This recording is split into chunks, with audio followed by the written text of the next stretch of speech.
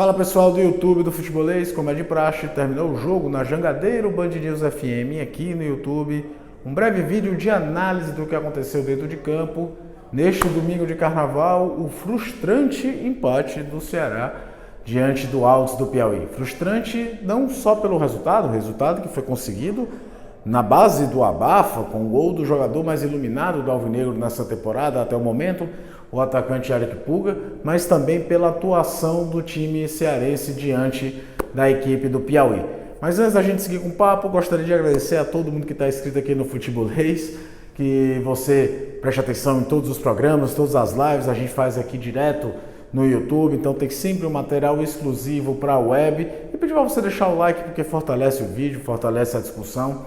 No caso, a história do jogo de hoje, Ceará e Altos do Piauí.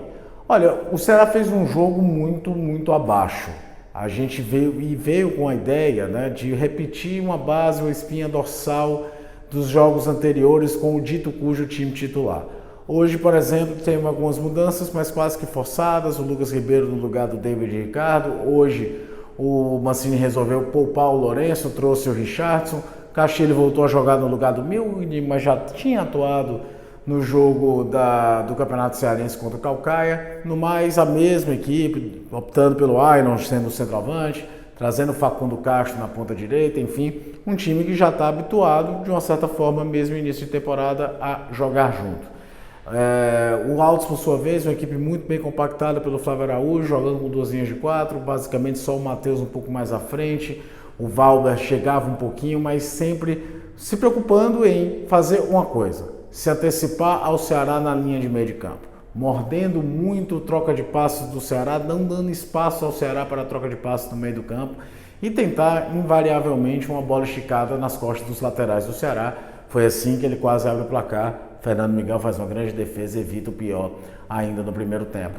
Enquanto isso, um Ceará lento na posse de toques, muito espaçado e sofrendo muito com erros individuais. Facundo Castro muito mal, o Eric Puga também marcado no primeiro tempo. A coisa não fluía, tanto que se você analisar a única chance interessante do Ceará no primeiro tempo, ela surge de uma cobrança de lateral.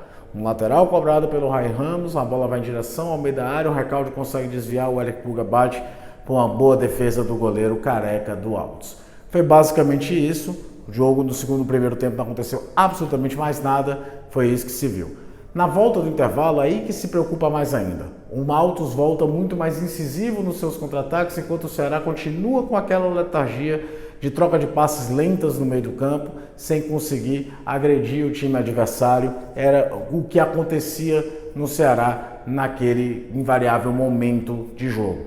Mancini já faz duas substituições, tira Recalde, tira Ailon, coloca Barceló e Bruninho. Bruninho entra mal, eu não teria tirado o Ailon, eu teria já tirado o Facundo Castro, que estava muito mal do jogo, e abrir o Ailon do lado direito para ter o Barceló no ataque, até porque não era um jogo de transição e velocidade pelo lado, era mais necessário talvez ter uma técnica para aquela posição.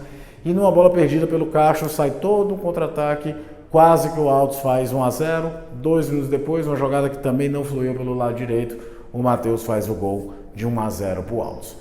Daí virou bagunça total, o Mancini faz de novo substituições, coloca o Janderson para o lado direito, traz o Saulo Mineiro para o jogo. O Ceará ficou numa espécie de posicionamento com duas linhas de quatro, em que tinha dois atacantes na linha de meio de campo, o Janderson e o Saulo Mineiro, para jogar Bruninho e Richardson por dentro, com o Eric Puga mais ainda à frente junto com o Barceló, para tentar fazer essa imposição, mas a verdade é que isso não aconteceu. Pouquíssimos lances de lucidez, tem uma boa transação ali entre Saulo Mineiro e Bruninho. O Bruninho entrou mal, mas participa bem na jogada que o zagueiro Ricardo evita uma finalização do Ceará. E o que acabou acontecendo é que, se bobear, os contra-ataques do Altos eram mais perigosos do que a jogada de ataque do Ceará. Só que existe futebol, é aquela coisa, né? Quando ainda tem tempo, você na base de uma pressão, você pode acabar conseguindo achar o resultado. E foi exatamente isso que o Ceará conseguiu, né? Um cruzamento já no 8º, 9º minuto de acréscimos longos, porque também tem que ser dito, o Altos fez cera antes mesmo do 1-0, depois então parou bastante, e já nos acréscimos teve confusão envolvendo o Saulo Mineiro, teve expulsão do jogador Jonathan do Altos, então o árbitro dá o mais um, e aí no abafa a bola sobra para o Eric Puga, o iluminado Eric Puga evitar a primeira derrota do Ceará no ano e por tabela na Copa do Nordeste. É um jogo para o Wagner Mancini analisar bastante por que esse time foi tão letárgico, aceitou tão facilmente não conseguir fazer triangulações em velocidade para abrir espaço no time do Altos, e mais do que isso, por que ele era tão frágil quando o Altos adiantava essa marcação e saía para contra-ataque. São partidas para analisar esse contexto e também individualmente. Facundo Castro chegou outro dia, não dá para queimar o rapaz, mas não vem bem. Será que vale a pena continuar insistindo? Será que não é hora de pensar em outras soluções? Coisas para o Mancini trabalhar nessa semana em que tem jogo de Copa do Nordeste contra o Náutico e Clássico Rei na próxima semana, no próximo sábado, dia 17. Manda um abraço a todo mundo que está inscrito aqui no Futebolês, muito obrigado pela presença de vocês e fica de olho que o tempo todo tem material exclusivo para a web por aqui.